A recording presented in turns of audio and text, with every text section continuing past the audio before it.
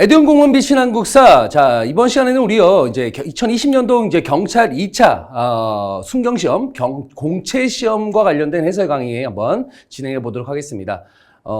총평을 내리자면은 너무너무 어려웠습니다. 너무너무 어려웠고요.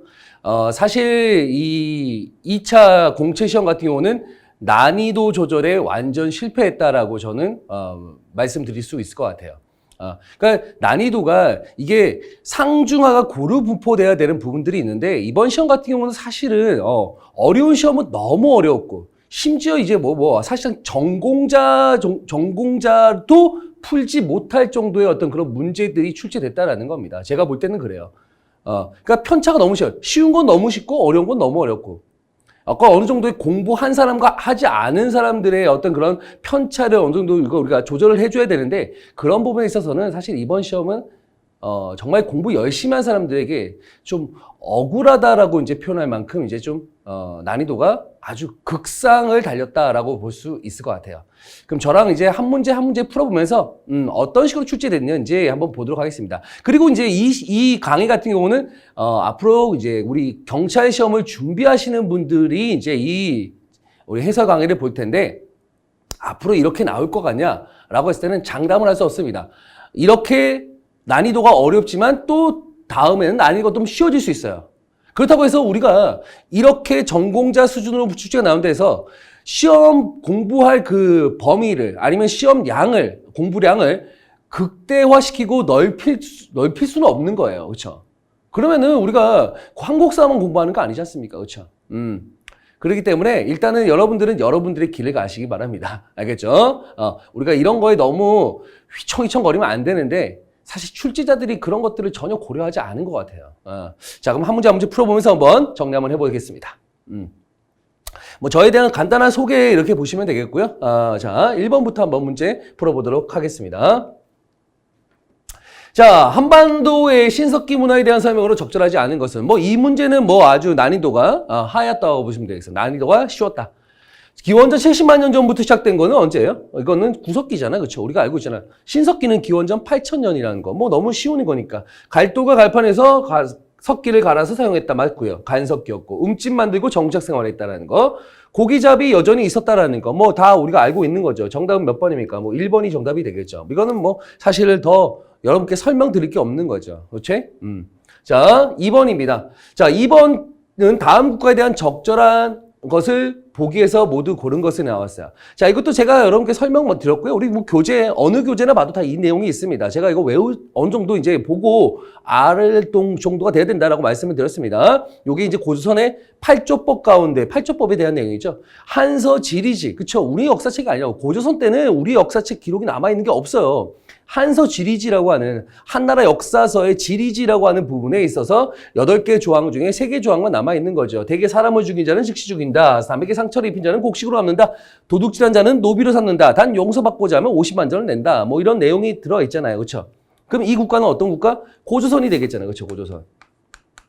이 고조선이란 국가를 우리가 보는 건데, 자, 보겠습니다. 비파형 동검과 고인돌이 출생한 지역의 분포를 통해 해당 국가의 문화 범위. 그렇죠. 비파형 동검, 북방식 고인돌, 그렇죠. 미송리식 토기. 이게 이제 이 국가의 하나의 영역과 일치한다라는 부분들 우리가 알 수 있는 거죠. 그렇죠.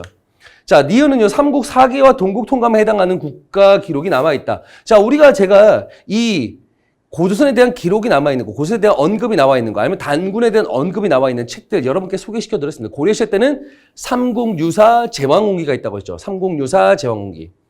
그거에 우리나라에서 최초예요. 고조선에 대한 기록, 단군에 대한 설화가 나온 최초의 역사책입니다. 그 전에는 다 중국책이었거든요. 중국책에 이제 기원전 7세기 때 관자라는 책이 있다고 했잖아요. 관자. 그 다음 이후에 산해경, 이런 거에도 이제 고조선에 대한 기록이 언급되어 있다. 하지만 우리 역사책에는 삼국유사가 있다. 그렇죠? 그리고 조선시대 가서는 지리책이 있다고 했죠. 평양조, 동국 여지승남이라든가 아니면 그 전에 세종실록 지리지라든가 아니면 성종 때 동국 통감에서 건국 연도가 기록되어 있다. 이런 거 나와 있잖아요. 삼국 유사지 삼국 사기가 아니잖아요. 그렇죠? 이거 정확하게 읽으셔야 돼요. 한서 지리지. 그렇죠? 한서 지리지라고 제가 말씀드렸잖아요. 한서 지리지. 맞고요. 마가우가 저가 구하는 부여에 대한 내용이 되겠죠? 아닙니다. 중국 한나라의 무제에서 해당 거, 그쵸? 한무제, 기원전 108년도 한무제의 공격으로 멸망했다는 거. 왕검성 함락 나왔잖아요. 그쵸? 뭐 이거는 사실 뭐 그렇게 어려운 문제가 아닙니다. 그래서 기억, 그 다음에 디귿, 미음. 기억, 디귿, 미음이니까 정답 2번이 정답이 되겠죠. 그렇죠? 자, 3번 볼까요? 3번. 3번은 단 백제에서 제작된 유물이라고 나왔습니다. 자, 이 유물이 제작되었던 시기를 묻는 거죠. 시기를 묻는데, 자, 우리 뭐 경찰 시험에서 사실 이런 어떤 사진 자료를 띄워놓고 하는 경우는 거의 없어요. 없는데, 이 사진 자료 나오니까 도대체 이거 처음 멘붕 오신 분들이 있을 거예요. 이거 뭐야? 라고 할 텐데, 여기서 여러분들이 알 수 있는 유물 하나가 딱 있습니다. 뭐가 있냐? 제가 수업 시간에도 여러분께 언급을 해드렸던 부분인데, 요 백제 금동 대학로가 있어요. 제가 이거 어디서 발견됐다 했죠?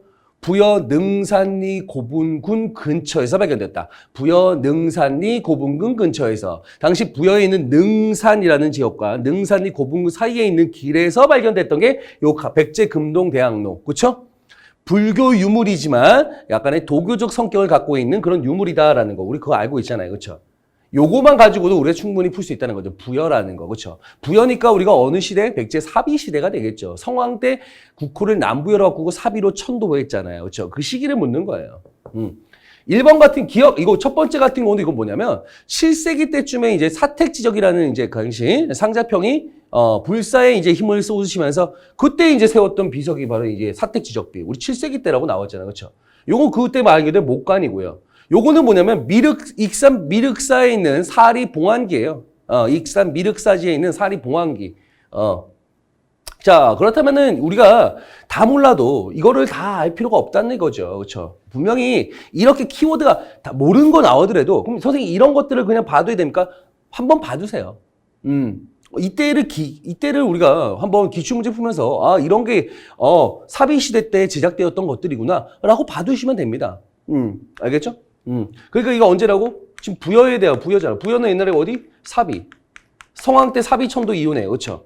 그러면 사비 시대에 대한 설명이니까 한성, 그쵸? 고구려 공격, 장수왕의 공격받아 한성이 함락된 거는 이거는 한성 시대잖아. 그쵸? 계로왕기 전사하고, 그쵸? 이거 아니죠. 벽돌을 쌓아서 무덤을 제작했다? 우리 벽돌 무덤, 우리 무령왕릉 어디 있습니까? 공주 송산리 고분군이에요. 제가 무령왕은 공주라고 했잖아요. 공주 벽돌 무덤, 공주 송산리 고분군, 그쵸?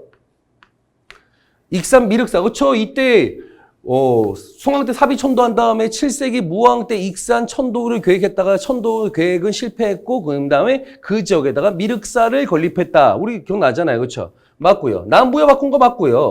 한강역을 빼앗겼잖아요. 그렇죠? 성왕이 누구랑 함께? 진흥왕과 함께, 신라 진흥왕과 함께 한강유역을 차지했으나 진흥왕의 배신으로, 그렇죠? 신라를 뺏겼다라는 거 우리가 맞는 거죠. 그렇죠? 그러니까 디귿 리을 미음 몇 번입니까? 4번이 정답이 되겠네요. 그렇죠? 3번까지는 그나마 좀 괜찮아요. 풀만한데 4번이 조금 이제 난이도가 좀 있죠. 여기서는 뭐 하냐면 분명히 다 아는 것 같은데 다 아는 것 같은데 이걸 순서를 정리하는 거야. 순서를. 그렇죠? 자, 우리가 한번 볼까요? 제가 항상 여러분께 설 때 대수전쟁, 그렇죠? 고구려가 수나라의 전쟁이 있었다. 그 다음에 대당 전쟁이 있었다라고 나왔죠.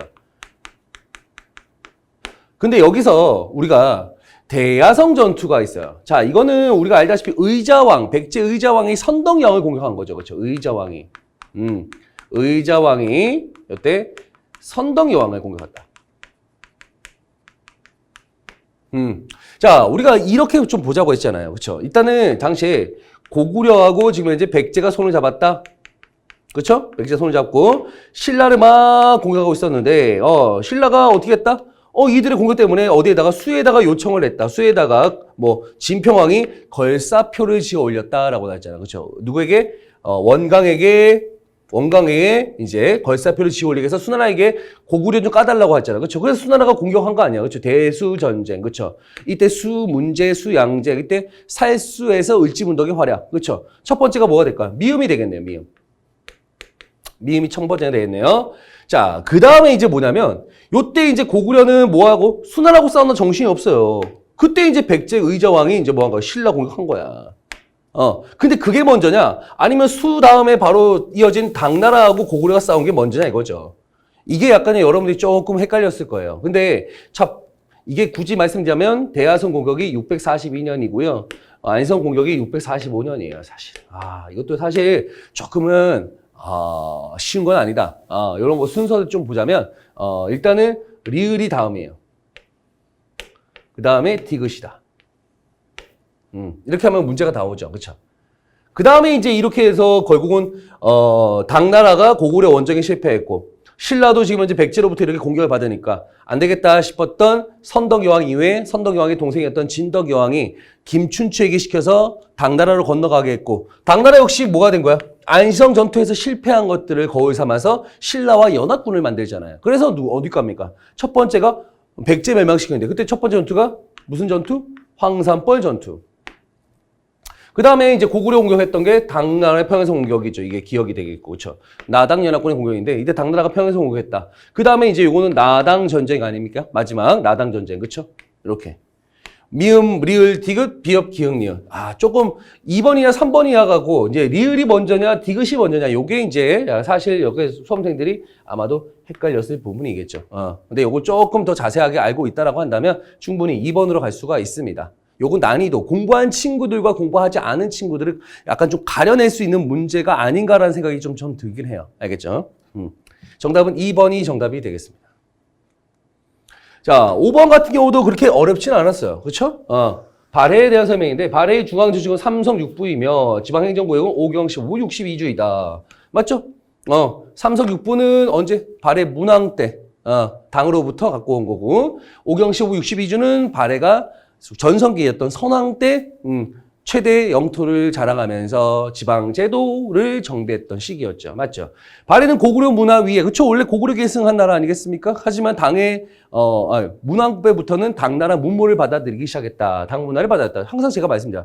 고구려 문화 위에 당의 문화 수용. 요거 항상 기억하라고 했죠. 자, 발해 문화가 당의 문물을 수용했다. 뭐 너무 쉽잖아. 그쵸? 그런데 제가, 그쵸? 약은 1000통 먹어야지 인대가 건강해진다고. 약은 1000통 먹어야지 인대가 건강해진다. 1000통. 고왕 때, 대조영은 1000통, 그 다음에 무왕 때 인안, 문왕 때 대흥, 보력, 그 다음에 선왕 때 건흥. 뭐 이거 여러분들 내가 연호 외우라고 했잖아요. 이거 언제라고요? 선왕 때. 자, 남북국이라는 용어를 맨날 제가 설명할 때 그런 후기 유득공이라는 인물을 항상 얘기해요. 그렇죠? 남북국. 그렇죠? 발해고란 책에서 이 통일신라하고 발해를 남국과 북국이다 하면서 남북국이라는 용어를 처음으로 제시했던 사람이 바로 이 유득공 아니겠습니까? 그렇죠? 그 맞는 내용. 그렇죠? 그래서 정답은 몇 번? 3번이 정답이 되겠습니다. 자, 6번. 6번도 어렵지 않습니다. 우리가 충분히 정답을 찾아낼 수 있어요. 복잡하게 생각하지 않는다면. 자, 제가 항상 그랬습니다. 신라말, 고려초, 여말, 선초. 잘 나온다 했으면 요즘에 여말 선초도 있고, 그 다음에,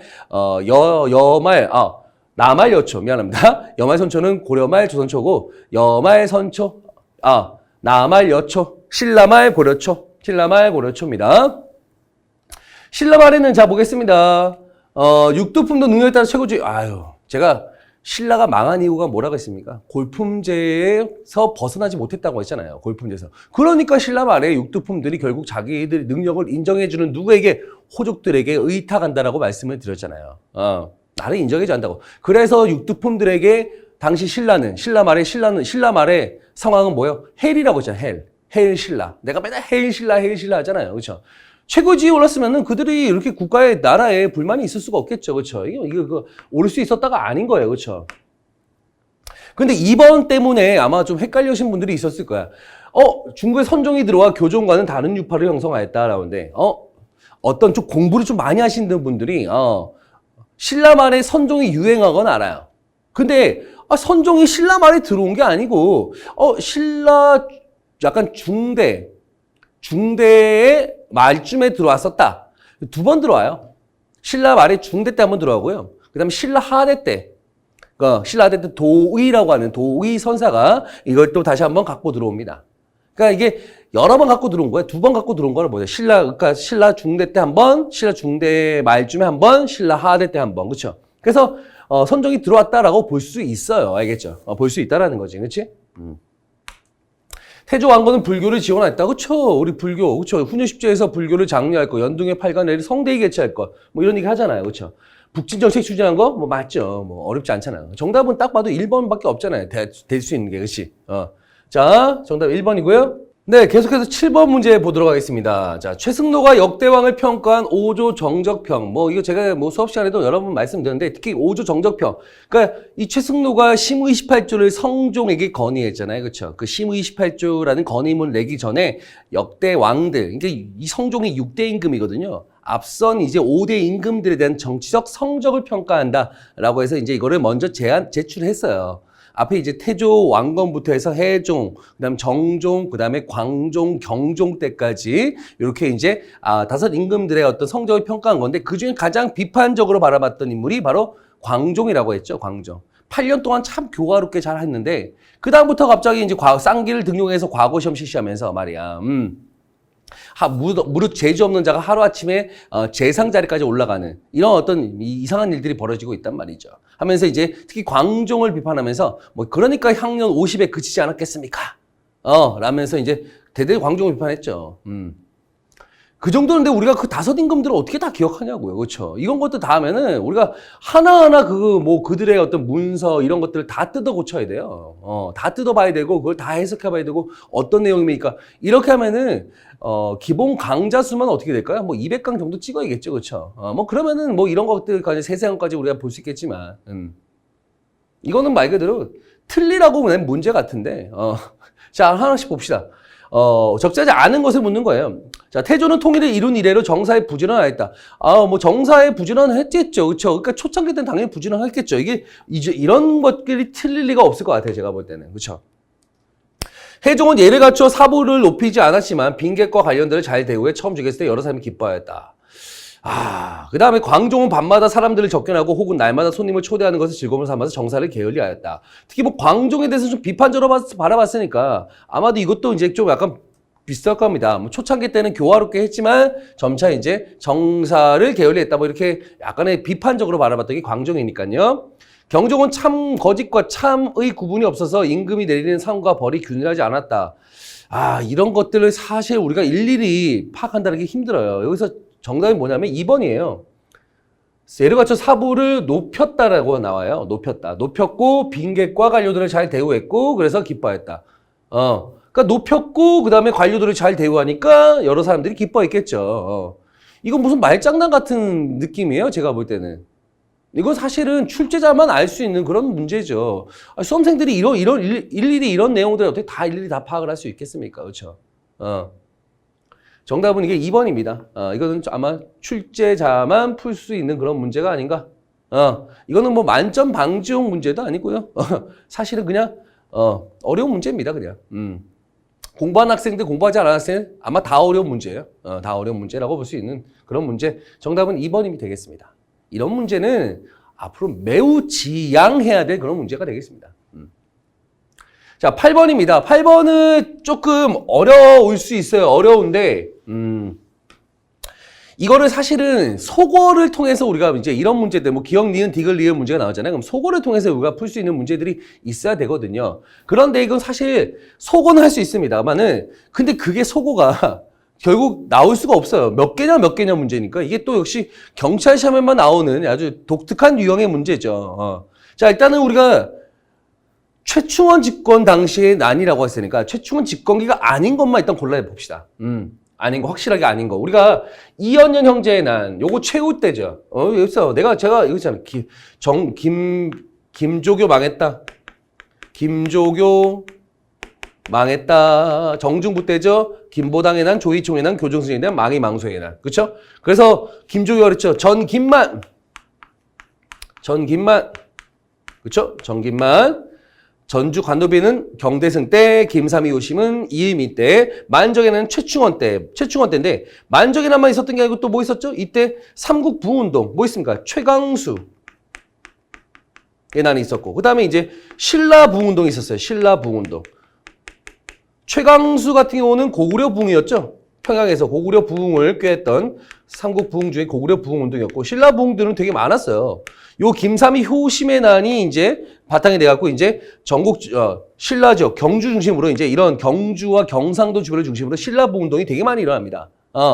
자, 그 중에 이제 대표적인 게 이비 패자의 난 같은 게 있고요. 광명 개발의 난 같은 것도 여기에 대표적인 거예요.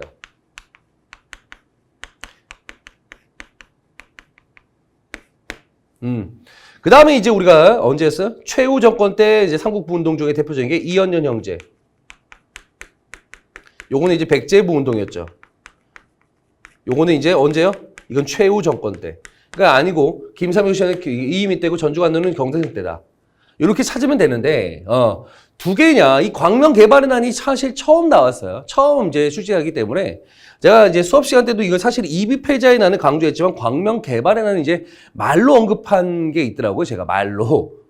이때 이비패자의 난이 있고요. 대표적인 난이 있고 광명 개발의 난이 있습니다. 이건 말로 표현했는데 사실 뭐 말로 한다고 그걸 누가 다 수험생들이 다 듣겠습니까만은 자, 광명 개발의 난 이것도 있었다는 거죠. 그렇죠? 대표적인 신라 부흥 중에 하나였다라고 보시면 되겠어요. 그래서 요거는 고구려 부흥, 요거 두 개는 신라 부흥의 어떤 그런 기치를 내걸고 일으킨 난이다. 그래서 총 정답 몇 개예요? 2개, 3개. 그러니까 정답은 2번이 정답이 되겠죠. 자, 9번 가보겠습니다. 요거는 자, 난이도가 어렵지 않은 문제. 기억은 원의 제도. 이거 우리 기출에 많이 나오는 그런 내용들입니다. 원의 제도를 따르고 변발하고 호봉 있고 전상에 앉아 있었다. 이현종이 가나려고 문 밖에서 기다리고 있었더니 땡땡이 사람을 시켜 물었다. 임금 앞에 나아가 직접 대면하고 말씀드리고자 합니다. 그러니까 왕이 변발과 호복은 선왕의 제도가 아니니까 본받지 말라고. 그래서 왕이 뭐 기뻐하면서 그에게 즉시 변발을 풀어버리고 옷과 허리띠를 하사했다. 이거 딱 봐도 어느 왕입니까? 그렇죠. 원의 제도들을 이제 없애는 거, 그렇죠? 몽골식 풍습을 해소한다, 제거한다. 공민왕 때잖아, 공민왕 때, 그렇죠? 그럼 공민왕이죠, 공민왕. 이거 사실은 처음 나오는 사료가 아니고요. 자주 나옵니다, 사료. 나왔던 사료입니다. 그렇다면 이 왕에 대한 설명으로 옳지 않은 거니까, 그렇죠? 오동정보 추진한 건 언제 때요? 우왕 때잖아요. 우왕 때 이제 명나라가 천령 위를 설치하고 그곳을 이제 천령 이북 지역을 요구하자 이제 최영이 요동정보를 정한 거 아니겠습니까? 그렇죠? 이때는 우왕 때다라는 거 우리가 알고 있죠, 그렇죠? 두 차례 홍건적 침략은 언제예요? 공민왕 때. 특히 2차 침략 때는 공민왕이 어디까지 갔습니까? 복주, 우리 기억나시잖아요. 복주까지, 안동까지 피난갔다. 이거 우리 경찰 시험에도 몇 번 나왔던 문제들이에요. 근데 모르면 안 되죠. 친명정책, 그렇죠? 반원 자주정책이라 했잖아. 이 국민학의 정책은 반원 자주정책. 그러니까 이제 원의 연호를 폐지하고 뭐 명의 연호를 쓴다. 그렇죠? 친명정책을 썼잖아요. 그렇죠? 정방 폐지 뭐 당연히 맞고 있고요. 그렇죠? 권문세력들이 이제 인사권을 담당했던 정방을 폐지했다. 뭐 정답은 1번이죠. 쉽게 우리가 풀 수 있는 그런 문제입니다. 자, 10번입니다. 조선왕조 실록에 대한 기록 내용인데 기업과 니은왕 사이에, 그렇죠? 시기에 기업왕과 니은왕 시기에 일어난 사건은 적절하지 않은 것은 이라고 나왔어요. 요 사이에 들어갈 수 있는 거. 자, 봐요. 우리가 요거 같은 경우는 우리가 많이 봤던 거. 의정부 서사제가 아니고 육조 직계제잖아요. 제가 이거 여러분께 말씀드렸습니다. 자, 처음에 이 왕은 의정부의 권한을 막중함을 염려해 혁파할 생각이 있었지만 신중하게 서두지 않았다. 그렇지만 의정부를 그랬다고 혁파하진 않고 기능을 줄였다. 4대 문서. 외교 문서만 작성하는 거, 그 다음에 중재수의 심의만 한 담당으로 요게 역할을 줄였다라는 거. 요게 육조 직계제지만 우리 어느 왕? 태종이라고 우리가 알 수 있단 말이죠. 태종. 그렇죠? 이방왕. 근데 두 번째, 장사꾼이 의복 등속을 판매하며 심지어 가끔 빗바늘 분 같은 물품을 가지고 백성이 교묘하게 말하여 그 값을 정하고 주었다가 가을이 되면 그 값을 독식해만. 이건 누군지 어떻게 알아요, 이거를. 그쵸? 이거 우리가 어떻게 하냐고. 뭐 키워드도 없어. 키워드도 없어요. 이거 사실 이거는 알기 힘들어요. 수험생들이 이거 알기 힘든다. 근데 이거 자 보자고. 모른다 칩시다. 정확히 한다면 세종이에요. 세종인데 사실 이거를 알기는 상당히 수험생들 알기에는 매우 힘들다는 거 뻔히 보입니다. 자, 그렇다면 우리가 한번 보자. 근데 이거는 약간의 이 태종만 알아도 어느 정도 이제 풀 수 있는 문제라고 볼 수 있어요. 세종을 알면 참 좋겠지만 모르다 해도 풀 수 있다. 자, 그 어느 왕과 이 왕 사이인 것 같은데 볼게요. 농사직설 세종인 것 같아. 일단 태종 이후야. 저화는 태종 때 발행했던 종이화폐죠. 종이화폐고 종이화폐고 세종이 발행했던 화폐가 되겠죠. 그렇죠? 태종과 세종이니까 이것도 뭐 맞는 것 같은데? 대략적으로 한번 보자고요. 써보자고요. 사군육지 이건 세종인데요. 그렇죠? 자, 우리가 문화사에서 천상열차 분야의 그림도자, 그렇죠? 고구려의 천문도를 어떻게 참고하여 비석에다가 천상열차 그 당시에 하늘에 그런 어떤 별의 어떤 그런 하늘의 이치 같은 거 이런 것들을 그림을 별자리를 그렸다는 거죠, 그렇죠? 요게 이제 천상열차 분야의 그림이라고 하는 비석에 각석한 별자리 그림이 되겠죠. 요거 언제라고요? 태조 때. 고구려 천문도를 바탕으로, 그렇죠? 태조 때라고 알고 있죠, 태조 때. 그러면은 자 봐. 태종 때잖아. 그렇죠? 태종 때. 태종부터 이제 세종까지인데 뭐 여기 어느 왕까지인데 그 앞에 태조잖아요, 태조. 요게 지금 기억왕과 니은왕 사이 시기에 일어난 거예요. 사이 시기. 정확한 문제가 사이 시기거든요. 사이 시기니까 우리가 충분히 이게 태조가 여기 사이에 들어갈 수 있는 게 아니죠. 그렇죠? 태종부터 이 왕까지가 이 어느 왕인지 모른다고 해도 태조는 태종 전이잖아. 아버지잖아. 그렇죠? 그러니까 아닌 거 고르니까 4번이 확실히 정답이 되겠죠. 그렇죠? 자, 요건 세종인데 사실 이거 알 수 없어요. 사실 몰라요. 그렇죠? 정답은 4번. 자, 11번입니다. 기억 디귿의 인물들을 행한 일로 적절한 것은 자, 이거 정조즉위교서예요. 정조즉위교서. 기억은 니은의 아들이다. 디귿께서 정통의 중요함을 위하여 나에게 효장세를 이어받도록 명하신 것이다. 정통을 이어받도록 자, 기억이 누굴까요? 정조즉위교서. 정조는 나는 우리 아버지가 누군지 알아? 사도세자야. 근데 나의 할아버지께서는 말이야, 나를 사도세자의 아들로 이제 명을 한 거다. 정통을 어디로? 사도세자의 형님이었던 효장세자. 먼저 돌아가셨거든요. 사도세자의 형님이자 먼저 돌아가셨던 효장세자의 뒤를 잇도록, 종통을 이어받도록 했단 말이죠. 그래서 이제, 왕이 오른 거야. 그러니까 호족을 이제 사도세자가 아닌 효장세자 이제 밑에다 입적을 시킨 거죠. 입적을 시켜가지고 이제 왕위에 오를 수 있도록 했던 겁니다. 이게 정조 때 이제 즉위교서 때 이제 이런 말을 남긴 거죠. 그렇죠? 그러니까 이제 이게 정조고 사도세자고, 그렇죠? 딱 봐도 이게 알잖아요. 그렇죠? 정조가 누구의 아들이다. 그렇죠? 딱 봐도 알 수 있어요, 충분히. 기억은 금난 정권을 폐지하였다. 맞네요. 신해통공을 통해서 신해통공이라는 정책을 실시했었죠. 그래서 금난정권, 시전상인들의 금난정권을 폐지했다. 맞고요. 동국민을 베고 속대전은 우리가 알다시피 이거 언제예요? 영조잖아요. 영조. 그렇죠? 화성건설은 당연히 정조가 되겠고. 틀렸네. 그렇죠? 자, 탕평제를 실시한 건 정조하고 영조잖아요. 정조하고 영조. 기역과 디귿이죠. 기역과 디귿. 기역과 디귿이 탕평제 실시한 거죠. 완론과 준론, 완론, 준론. 그렇죠? 정답은 뭐 1번이죠. 오케이. 다음 주장을 한 사람에 대한 설명으로 옳은 것은, 적절한 것은 이라고 나왔습니다. 가장 적절한 것은 옛날 백성에는 4가지 부류가 있었습니다. 산업공상입니다. 선비부터 농민, 수공업자, 상인들로 이어진다. 사회업은 오래되었고 농공상의 이런 처음에 성인의 견문과 생각에서 나왔고 대대로 익힌 것을 전승해서 각기 자기 학문이 있었습니다.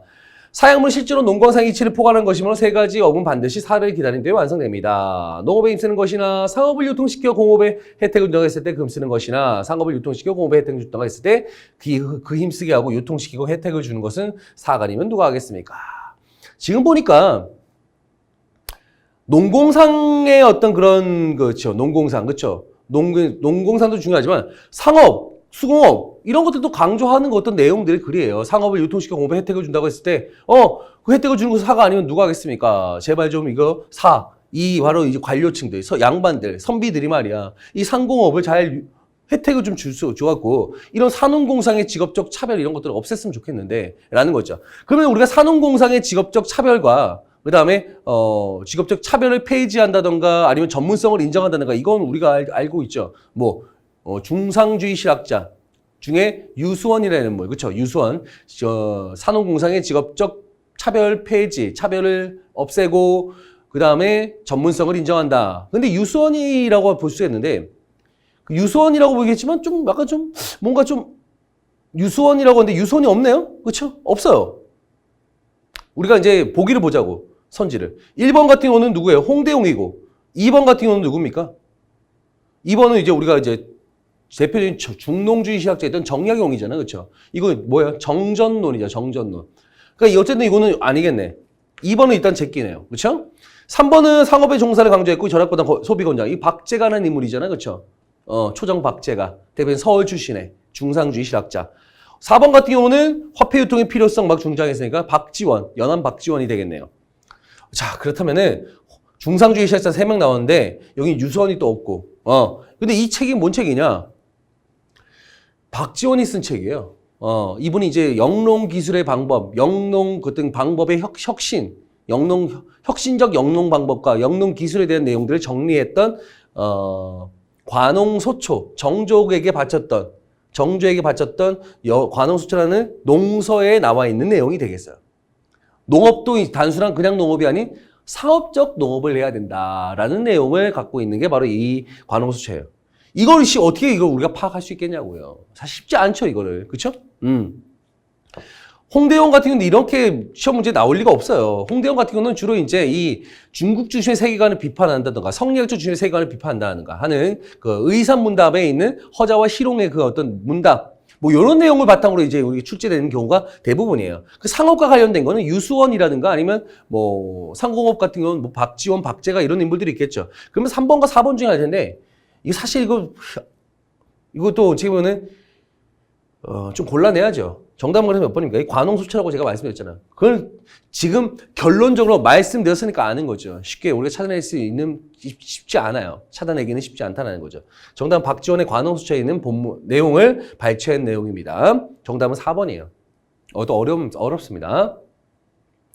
김득신의 파적도. 제가 이거 김득신이라는 인물에 대해서 아마 우리 조선 후기 이제 풍속하면서 제가 말씀드렸습니다. 해원 신윤복 단원 김홍도와 함께 이제 3대 조선 후기 3대 풍속화가다. 파적도라는 거. 당시 뭐 닭과 이제 고양이가 있는데 거기에 파적을 일으켰다 해서 파적도라는 그림인데 대표적인 조선 후기 풍속화가입니다. 김홍도, 신윤복과 함께 3대 풍속화가 김득신. 그러니까 조선 후기죠. 그렇죠? 그러니까 뭐 문화하고 사회 경제 성장이니까 풍속화 그다음에 민화 맞죠? 이거 그렇죠? 대동법 영향으로 상품 약물 재배 뭐 맞고 뭐 틀린 거 없잖아요. 자, 근데 이게 내용적인 거야. 이게 내용적인 거예요. 보부상은 포구나 장시에서 포구나 장시에서 제가 포구 상인들이 있잖아요. 포구의 시장에서 금융 운송업 숙박업 담당하는 사람들 뭐예요? 객주 여각이라고 했잖아요. 그렇죠? 제가 이거 설명 많이 했었잖아요. 그렇죠? 이거 뭐 당연히 한글 소설 당연히 유행한 거 서민 문화에서 대표적인 게 맞고. 그러니까 이 내용보다는 이 틀린 내용이죠. 틀린 거야. 틀린 거. 객주여가. 보부상도 그다음에 금융 운송업 있던 담당하는 상인도 있었는데 요 담당하는 상인은 객주나 여각이라 불렸다고요. 알겠죠? 포구 상인들. 정답은 그래서 적절히 아는 것이니까 3번이 정답이 되겠습니다. 자, 14번. 이것도 이거 난이도 최상입니다. 최상이에요. 경복궁 중건 후에 당백전과 청전은 딱 봐도 누구예요? 청나라 동전입니다. 청나라 화폐예요. 당시 경복궁 중건에서 당백전 발행했던 거 우리 알고 있죠. 그렇죠? 당백전, 가치가 높은 당백전을, 이 당백전을 발행함으로써 오히려 이제 일반 전에 상했던 상평통보다 100배 가치를 놓치면 실질적인 가치는 5배밖에 안 되지만 어쨌든 한마디로 고액 화폐를 찍어낸 거예요, 국가에서. 그러다 보니까 화폐 가치는 떨어지고 물가는 올라가는 오히려 민생 경제를 흐트러뜨리는 어떤 그런 결과를 초래했다라고 나왔는데 갑작스럽게 청전이라는 게 왜 나왔어요? 이거는 뭐냐면 발행한 게 아니고요. 이러면서부터 청나라에서 갖고 온 동전이야. 수입한 동전이야, 수입. 수입한 동전을 발행한 겁니다. 수입한 청에서부터 갖고 왔던 수입 화폐라고 보시면 돼요. 오케이? 수입 화폐. 이게 틀린 거죠. 이거는 사실은 이거 수험생들 이건 거의 7급 이상급이에요. 뭐 5급에서는 나올 법칙한 그런 내용들이죠. 자, 한성근 부대는 문산성에서 나온선 정조. 자, 한양의 문정동 제가 있잖아요. 그렇죠? 이거 맞고요. 이건 병인 양로 때죠. 통상 수교 거부책이 고수했기 때문에 서양 선박에 필요한 물자의 제공과 난파된 선박의 선원 구조도 거절했다. 통상 수교 거부 정책을 고수한 건 맞는데 그럼에도 불구하고 이제 서양 선박들이 가끔 들어와고 필요한 물자라가 난파된 때문에 구호 물자를 제공하기도 했다라고 나와 있어요. 구호 물자를 제공하기도 했다. 그냥 완전히 생을 깐 게 아니라 구호 물자를 제공하기도 했다라는 겁니다. 자, 이거는 어렵죠? 자, 동학의 최재우가 혹세무민으로 처형당한 이후 이필제난, 이필제난 이거 처음 들었죠? 동학이 1860년 그 경주에 몰락의 강반에도 최재우가 만들었어요. 그렇죠? 그러다가 이제 1864년도에 이제 혹세무민이라는 죄목으로 이제 처형당했죠. 그 이후에 이제 동학민들을 모아서 이필제라는 사람이 동학도들과 함께 이제 반란을 일으키면서 정식 종교로 인정해 줄 것을 요구했던 거죠. 최재우의 이제 원한을 씻고자 하면서 동학도들을 모아서 이제 반란을 일으켰던 게 바로 이필제난인데, 이거 맞아요. 맞는데 이걸 어떻게 하냐고. 서계 사건, 이게 1870년에 68년도 이제 일본이 당시 뭘 했어요? 메이지 유신을 일으켰잖아요. 그렇죠? 그래서 이제 근대화의 길로 나섰는데, 그때쯤부터 이제 일본이 이제 하급 무사들이 이제 중심이 돼 갖고 이제 일어났던 게 바로 메이지 유신, 명치유신에서 명치년에 있었던 개혁이었어요. 그 통해서 이제 자기들이 이제 새로운 천황을 모시면서 이제 새롭게 이제 근대 문물을 받아들였는데, 그러면서 이제 자기네들이 이제는 우리가 천황을 이제 새롭게 모셨으니 이제는 너희들과 조선과 새로운 외교 관계를 맺고 싶다 하면서 우리한테 이제 서계라고 하는 외교 문서를 보냈어요. 그러면서 자기들이 이제 천황이니까 자기들이 우리보다 위에 있다라는 거야. 그러자 당시 흥선대원군이 뭔 소리야 하면서 빠꾸시켰단 말이에요. 그들의 외교 문서를 삭제, 외교에 대한 그거를 바꾸자. 외교 관계에 어떤 변화가 필요하다 해갖고 요청했는데 우리가 빠꾸시켰단 말이죠.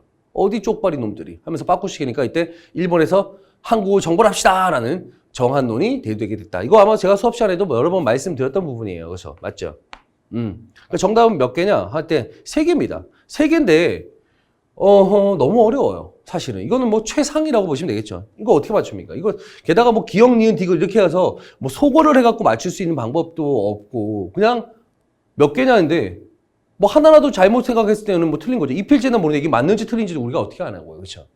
정답은 몇 번입니까? 3개. 2번이 정답이에요. 최상입니다, 이거는. 자, 15번입니다.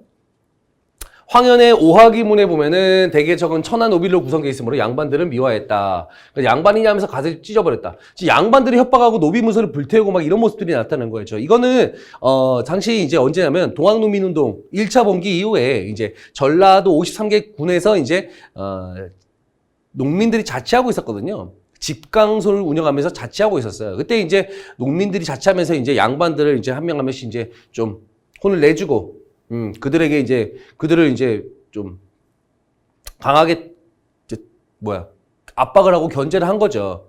자, 이게 맞는데 이게 사실 그 사건인지 모를 수도 있어요. 사실은 이게 뭔 사건이냐라고 할 수 있는데 황현영은 대표적인 근대 학자이자 근대 이제 학자였던 인물입니다. 학자였던 인물이 황현이라는 사람인데 모르더라도 보기 보면 딱 보니까 동학농민군이라고 나와 있네요. 그렇죠? 동학농민군. 이런 거 정확한 모를 때는 우리가 일단은 그래도 다 보니까 동학농민군이다. 동학농민운동과 관련된 거구나. 그러면 한번 보기를 통해서 한번 좀 우리가 정답을 한번 추려낼 수 있는 부분들이 있어요. 이것만 계속 주관해서 볼 건 없다고요. 자, 보겠습니다. 동학농민 대소를 중심으로 전라도 일대 독자적인 자치구현 집강소를 시작했다. 그쵸? 집강소. 맞는 거. 2차 농민봉기는 손명액은 남접과 우리 근데 여기서 확실하게 우리가 딱 알 수 있죠. 제가 남접과 북접에 대한 부분은 충분히 설명드렸습니다. 1차 봉기 때는 우리 남접, 제가 남접에는 전봉준, 손아준, 김계남 같은 사람들 뭐예요? 농민군 지도자라고 말씀드렸습니다. 남접은 농민군 지도자. 근데 남접들은 1차 봉기 때는 참여 안 했죠. 근데 2차 봉기 때는 이제 우리 왕과 왕비를 볼모로 잡았던 일본의 저항에서 북접이 가담했다. 북접은 누구? 최시형이라든가 손병희 같은 종교 지도자들이 많았다고 했어요. 종교 지도자들. 종교 지도자들 북접이라고 했잖아요. 손병희, 최시형 이런 분들이 있다고 말씀드렸죠. 손병희가 이끄는 게 북접이고 전봉준이 이끄는 게 남접이라고 우리가 이거 말씀드렸잖아요. 그렇죠? 여기 딱 보니까 반대로 있네. 반대. 화승총을 무장한 관군과 싸우기 위해서 화승총 그쵸? 화승총 그래서 장태 닭장 같은 거 있잖아. 여기다가 이제 볏짚 같은 거 집어넣고 이제 한마디로 이제 방패 삼아서 이제 관군과 맞서 싸운 거죠. 장태. 동학농민군 자녀 세력들은 활빈당, 영학당, 남학당 등을 조직해 항일투쟁을 했다. 실제 활빈당, 영학당, 영국 항문학보다 영학당. 우리가 활빈당, 영학당까지는 우리가 어느 정도 언급했어요. 그러니까 이거 맞아요. 조직해서 항일투쟁을 계속 벌여 나갔다는 거죠. 혹시나 남학당 잘 모른다고 해서 그냥 이런 것들은 그냥 세모 쳐놔도 우리가 충분히 남접, 북접은 배웠던 내용 아니겠습니까? 충분히 이게 바뀌었다는 건 우리가 충분히 알 수 있는 부분이죠. 그렇죠? 정답은 그래서 몇 번? 2번이 정답이 되겠습니다. 자, 기억 인물에 대한 설명인데요. 자, 어렵지만 이 인물이 누군지만 알면 알 수 있는데 이 인물은 우리가 경찰 기출에 나왔습니다. 2019년도 경찰 시험에 분명히 이 분에 대한 내용이 시험에 출제됐어요. 그래서 기출을 정확하게 풀고 어느 정도 이제 어느 정도 인지하고 가신 분들은 이거 충분히 쉽게 맞출 수 있어요. 근데 뭐 경찰 시험 들어가는데 경찰 기출 문제 한 번도 안 보고 들어간다. 제가 경찰 기출은요, 이게 좀 몇 개가 계속 좀 반복 출제가 돼요. 비슷한 내용들이. 이 경무국장 나오거든. 딱 봐도 1919년도 나오니까 임명 나오니까 8월달, 그 다음 경무국장 딱 나온 거 보니까 느낌상 딱 봐도 뭐예요? 우리 김구 선생이구나. 라는 것을 알 수 있어요. 이게 김구 선생인지 모른다라고 한다면 기출을 안 보고 가신 거예요. 제대로. 김구 선생입니다. 초대 경무국장이었다. 딱 봐도 이 3.1운동 이후에, 1919 3.1운동 이후에 이제 정부 통합 과정에 있었죠. 정부 통합 과정. 그렇죠. 대한민국 임시정부 통합 과정에서 이제 경무국장으로 임명이 되신 것 같은데, 그럼 김구 선생에 대한 설명으로 옳지 않은 것이에요. 자, 일단 봅시다. 초대 경무국장 맞고요. 한일국당. 우리 김구 선생님 뭐 이건 너무 알잖아. 그렇죠. 사실 1번 같은 경우는 몰라요. 어떻게 김구 선생 하나하나 모든 우리가 이분의 어떤 그 활동들을 다 파악한다는 건 뭐 쉽지 않죠. 그러면은 인물사만 따로 정리해갖고 한 몇 시간을 해야 됩니다. 그렇게 할 수는 없잖아요. 그렇죠. 근데 이건 세모로 치읍시다. 근데 4번. 이건 제가 수업 시간에도 여러 번 말씀드렸습니다. 단독 정부 수립에 반대했었죠. 1948년 2월 달에 드디어 이제 유엔 소총회에서 1월 달이었죠. 48년 1월 달에 유엔 소총회에서 남한만의 단독 선거가 결정이 됐죠. 그러자 2월 달에 이제 3천만 동포에게 읍고함이라는 글을 남기시고 4월 달에 이제 누구하고 김규식과 함께 평양으로 넘어가서 남북 협상을 벌이고 있거든요. 남북 재정당 연석회의라는 이름으로 남북 재정당 지도자 연석회의라는 이름으로 남북 협상을 벌이러 갔다. 4월 달에. 그래서 북한 건너가서 김두봉, 김일성 만났다. 만나서 이제 그 남북 협상에서 어떤 내용이 오고 갔냐? 라면 자, 뭐라고 했습니까? 총선 불참하겠다. 그다음 미소 양군 철수시키자. 미소 양군을 철수시키고 그다음에 우리는 남한에서 벌어지는 그 총선거에 불참할 것이다. 라고 했고 안 했잖아요. 그렇다고 해서 남북 협상도 제대로 이루어졌나? 남북 협상도 제대로 이제 그 협상의 타협을 이끌어내지 못합니다. 그렇지만 남한만의 단독 선거에는 참여하지 못하셨어요. 그래서 이승만 세력이 대거 당선됐다고 제가 말씀을 여러 번 드렸습니다. 그렇죠? 수업 시간에도. 그렇죠? 이거는 5.19 총선거에 후보를 출마했다가 아니고 후보가 출마 안 했어요. 두 번째 총선부터 참여하시거든요. 이승만, 김구를 따르는 세력들이. 김구 선생은 물론 49년도에, 저격을 당하셔갖고, 그 돌아가십니다만은. 그쵸? 당시, 소위 어떤 안두이라는 사람에 의해서 이제, 경교장에서 지내시다가 결국 돌아가셨죠. 49년도. 하지만 김구 선생을 따르는 분들이 이제, 50년도에 총선에 참여합니다만은 요때 5.10 총선거에는 출마하지 않았다는 거예요. 틀린 거죠. 1번은 그건 맞구나라고 생각하시면 될 것 같습니다. 알겠죠? 정답은 그래서 4번입니다. 확실하게 아닌 거거든요. 아닌 거. 자, 17번입니다. 요게 조금은 요즘에 논란이 되는 문제죠. 해외 항일 독립운동에 대한 설명으로 옳지 않은 거. 김원봉의 주도로 의열당 한국독립당. 자, 한국독립당은 아마도 조소왕이 있고요, 한국독립당. 조선혁명당은 누구? 누구? 아마도 요거는 이제, 후에는 이제 그 지청천이 이끌었는데, 어쨌든 2등의 대표들이 난징에 모여서, 원래 이게 난징이 아니고 원래 상하이에 모여서 한 거예요, 상하이에서. 교과서에 상하이라고 하는데, 대일전선 통일동맹을 출범시켰다라고 나오죠. 자, 아직 상하이냐, 아직 난징이라고 쓰이는 교과서, 8종 교과서다 보니까 여기 상하이도 있고 난징도 있어요. 여기에 대해서 지금 사실은 이게 상하이에서 대일전선 통일동맹을 출범시켰다. 이후에 이제 난징에서 이제, 조선혁명당, 민족혁명당을 출범시키게 되는 거죠, 다시. 그쵸? 근데 여기서는 상하이에서 한 건데, 이거는 아직까지도 난징이라고, 하는 케이스도 있기 때문에 이게 지금 이제 약간의 지금 논란이 되고 있는 그런 문제다라고 보시면 돼요. 그리고 중국 국민당 정원 낙양, 러양 군관학교 1934년에 당시 이 국민당 정부에서 우리 임시정부에서 만들었던 한인애국단이 당시 한인애국단의 윤봉길이 상하이 홍콩원의 폭탄 투척을 계기로 중국 국민당에 이제 지원을 받게 되잖아요. 그러면서 이제 여기 한인 특별반을 만들어갖고 간부를 양성할 수 있도록 지원해 줍니다. 중국 국민당의 지원, 그쵸? 이때가 러양 군관학교에 입교할 수 있도록 지원해 준 거예요. 맞습니다. 근데 3번은 우리가 잡아. 40년에 설립된 조선의용군의 일부는 화북으로 이동하고 아니잖아요. 이 조선의용군에는 42년도에 만든 게 맞는데 정확하게 한다면 38년도 중일전쟁 이후에 38년도에 조직된 조선의용대 일부는 그렇죠. 조선의용군이 아니고 의용대죠. 나중에 이 조선의용대 일부가 어디로 갔다? 화북으로 갔자고요. 화북으로 갔고 한쪽은 화북으로. 그래서 조선의용대 화북지대. 그 다음에 김원봉의 조선의용대 세력들은 한국광복군에 합류. 일부 세력은 한국광복군. 이때 김원봉은 이제 한국광복군으로 들어갔죠. 그때 이제 화북지대 들어갔던 화북지대, 조선의용대 화북지대는 어디에? 조선의용군에 편입이 된 거죠. 조선의용군에 편입이 된 겁니다. 42년도에 편입이 된 거고, 하기 때문에 의용군이 아니죠. 의용대냐, 의용군이냐, 이거 헷갈리면 안 됩니다. 정답, 아마도 이 출제자 의도는 이게 정답을 한 것 같아요. 아마도. 그쵸? 완벽하게 틀린 거니까, 그치? 자, 한국 독립군은 항일 무장 세력과 중국의 항일 무장 세력, 그쵸? 중국 호로군과 합쳐갖고 쌍성보 사도하자 대전장에서 일본군을 격파했다. 뭐 맞는데요. 30대 초반에 만주사변 이후에, 그쵸? 그래서 이게 약간 좀 문제가 충분히 될 수 있는 그런 문제인데, 어쨌든 이게 3번이다라는 거죠, 3번.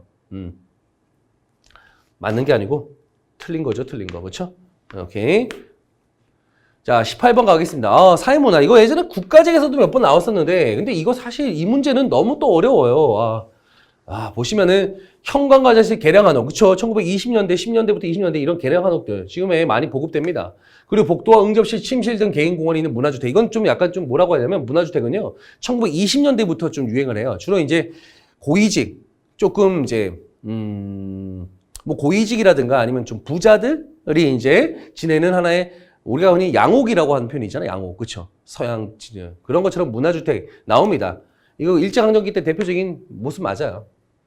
농민운동이 활성화되면서 농민단체인 조선농민총동맹. 그쵸? 우리가 이거 기억나시죠? 조선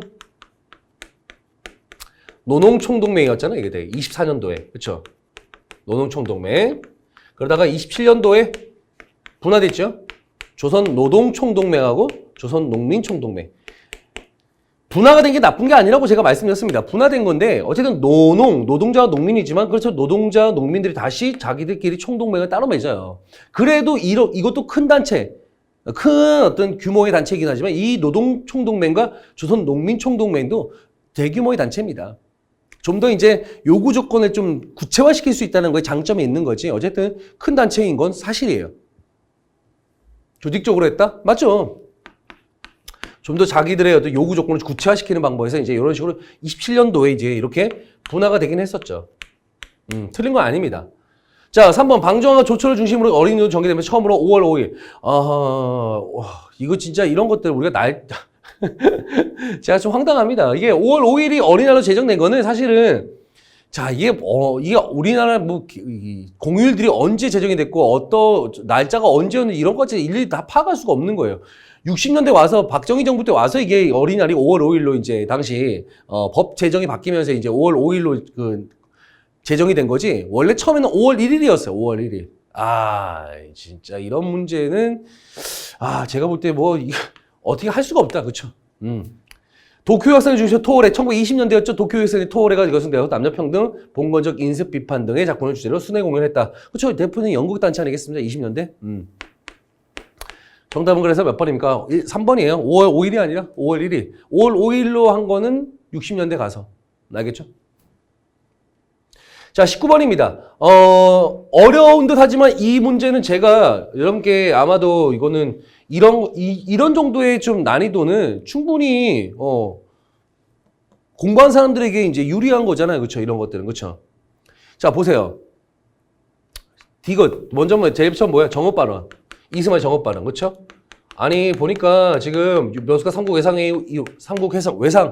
이후에, 삼상회의 이후에 좌익과 우익의 대립이 극심해졌다. 자, 그런데 어쨌든 간에 모스크바 삼상회의에서는 신탁 통치가 전제로 해서 이제 임시정부를 만들어주기로 했고, 그래서 임시정부를 만들기 위해서 미소 공동회의가 개최되었죠. 근데 결렬되고 말았잖아. 협상단체 문제로. 그러자 이승만이, 미국과 소련의 대립은 어쩔 수 없어. 그러니까 선거가 가능한 곳에만이라도 위원회 같은 거 또는 정부를 만들자 하면서, 남한 단정론을 주장하는 거예요.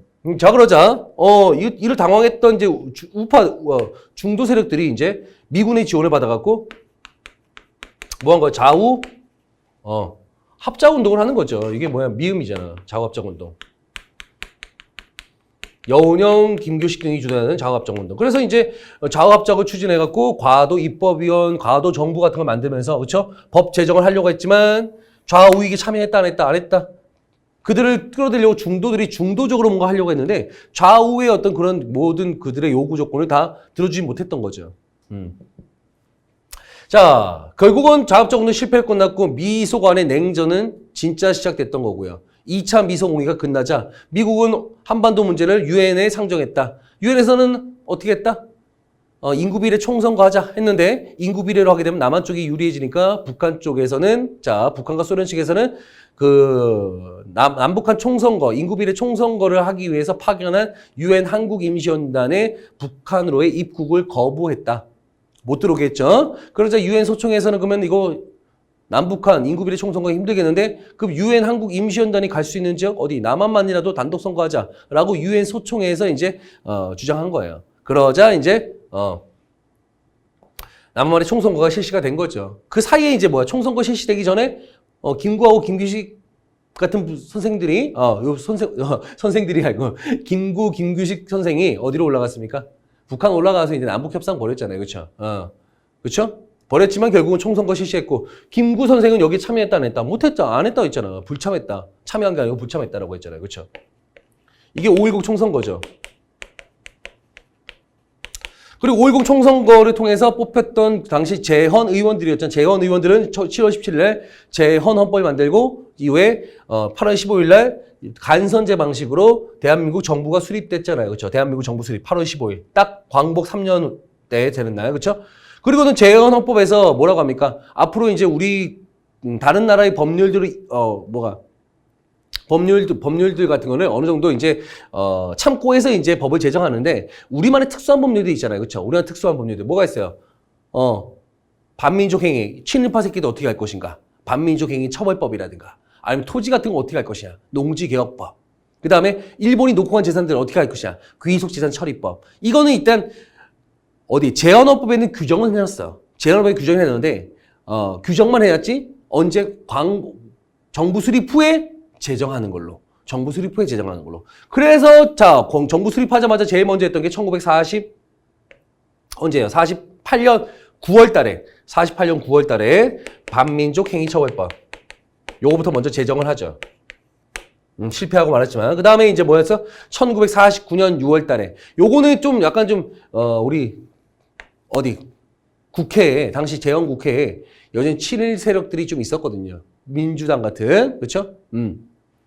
민주당 같은 이런 친일 세력들이 있었기 때문에 한국 민주당이었죠. 그렇기 때문에 조금 1년 정도 지체되다가 언제요? 1949년 6월 달에 이제 제정이 됐죠. 농지개혁법. 1949년 6월 달. 이 구자점이 이게 48년 9월 달이고요. 49년 6월 달. 그리고 제정한 거고 그렇고 50년 3월 달부터 시행을 하게 돼요. 요건 제가 말씀드렸던 부분이에요. 그렇죠? 규정은 해놨는데 여기 재헌헌법에서 제정한 건 요때 제정한 거라고. 언제? 정부 수립 후에. 그래서 정답은 디귿, 미음, 기역, 리을, 니은. 디귿, 미음, 기역, 리을, 니은이니까 정답 몇 번이에요? 3번이 정답이 되는 거죠. 그렇죠? 자, 이렇게 보시면 되겠습니다. 자, 마지막 20번입니다. 1950년대 상황입니다. 50년대 상황을 한번 묻는 건데 자, 자유당은 누군지 알죠? 당시 이승만 정부 여당 아니겠습니까? 정부 여당은 국가보안법 개정에 반대했나요? 국가보안법 개정, 그쵸, 개정을 찬성했잖아요. 그쵸, 적극적으로 밀어붙였잖아요. 왜? 자기 반대파들 제거하려고. 대표적인 인물이 조봉암. 진보당 사건, 진보당을 세웠던 조봉암. 이게 3대 대선 때 조봉암이 사실상 이제 이승만을 위협하는 그런 정치 존재로 이제 부각되자, 56년 이후 58년도부터 이제 본격적으로 이제 국가보안법 개정을 하려고 하죠. 그게 보안법 파동 아니겠습니까? 신국가보안법 통과시키려고. 그래서 자기 마음대로 이제 자기 정적들을 제거하려고 만들었던 게 이거죠. 자유당은 이거를 반대할 이유가 없어요. 만들어갖고 이제 탄압하기 위한 거예요. 야당 탄압과, 정부 여당에 반대하는 그런 세력들이 탄압하기 위한 용도로 한 거지. 반대하는 게 아니고 찬성이죠, 찬성. 반대하기 위한 거 아니죠. 대통령 명예를 훼손한 자는 10년이 지났던 내용을 국가보안법 개정안에 국가에 통과시켰다. 이런 것들. 아무튼 대통령, 그쵸? 여당 쪽에 뭐 반기를 들면 무조건 이런 식으로 다 국가보안법 내용을 담은 거예요. 그러니까 경향신문도 어떻게 한 거야? 폐간시켜버렸잖아. 58년도 우리가 뭐 있습니까? 진보당 사건, 조봉암 처형했던 사건 아니겠습니까? 거기에 국가보안법 파동, 보안법 파동이라고 하죠. 여기에 이제 날치기 통과했던 거. 거기다가 이제 정부 여당의 비판적인 신문이었던 경향신문 폐간. 이런 것들이 있었잖아. 그렇죠? 자, 그 다음에 3번. 초대 조항에서 중임 제한 조항을 적용하지 않는다는 내용의 개헌안이 국회에 제출돼. 이건 뭐예요? 이거 54년도에 있었던 4.4.5 개헌이잖아. 그렇죠? 4번은요. 요거 발췌견이네. 52년도 오리발 52년도 발췌견. 그렇죠? 요 반대가 아니죠. 찬성이겠지. 정답은 그래서 몇 번? 1번이 정답이 되겠습니다. 자, 와우. 그렇죠? 너무 어려웠죠. 너무 어려웠습니다. 앞으로 이렇게 출제될 거냐, 안 될 거냐라고 제가 정확하게 뭐 단정을 지을 수 없을 것 같아요. 그렇지만 우리가 이렇게 시험 문제가 출제됐다고 해서 이런 방향에서 우리가 또 공부를 해야 되냐? 그러면은 한도 끝도 없습니다. 제가 아까 앞서 이제 해설 강의를 하기 전에도 제가 여러분께 말씀을 드렸어요. 이렇게 이 정도의 시험을 우리가 고득점 맞으려고 한다면 강의를 한 200강 정도의 강의를 수강하셔야 됩니다. 그래야지만 여기서 95점 정도 나올 수 있을까 말까예요. 그것도 그렇죠. 그러니까 그거를 그럼 들으면 되죠라고 하겠지만 여러분들이 그거를 듣고 다른 시험 다른 과목들도 다 공부할 수 있는 시간이 될까요? 그거 쉽지 않아요. 일단은 그래서 항상 저는 말씀드립니다. 일단 항상 말씀드리면 기본에 충실합시다. 기본에 충실하면서 거기 밖에 있는 문제는 문제풀이야. 그 내용 밖에 있는 문제들은 우리가 문제풀이라든가 좀 심한 시간을 통해서 우리가 좀 더 파악을 할 수 있는 정도 돼야지 뭐가 나올지 알 수 없어요. 사실은. 이렇게 따라서 그 밖에 문제 뭐 알 수가 없습니다. 정확하게 알 수가 없기 때문에 일단은 기본에 충실하자라는 말씀을 저는 드리고 싶습니다. 그리고 시험 보시느라 수고 많으셨고요. 앞으로 다음 시험을 준비하시는 분들에게 있어서도 일단은 너무 걱정부터 앞서지 말라고 말씀드리고 싶어요. 여러분들 기본에 충실하다 보면은 거기에 충분히 여러분들이 약간의 요령만 좀 붙는다면 충분히 역시도 어느 정도 시험에 붙을 수 있는 정도의 점수를 얻을 수 있을 거라고 저는 확신합니다. 아시겠죠? 자, 화이팅 하시고요. 시험 보신 분들은 수고하셨습니다. 자, 그러면은 다음 또 해설 강의 때 또 뵙도록 하겠습니다. 감사합니다.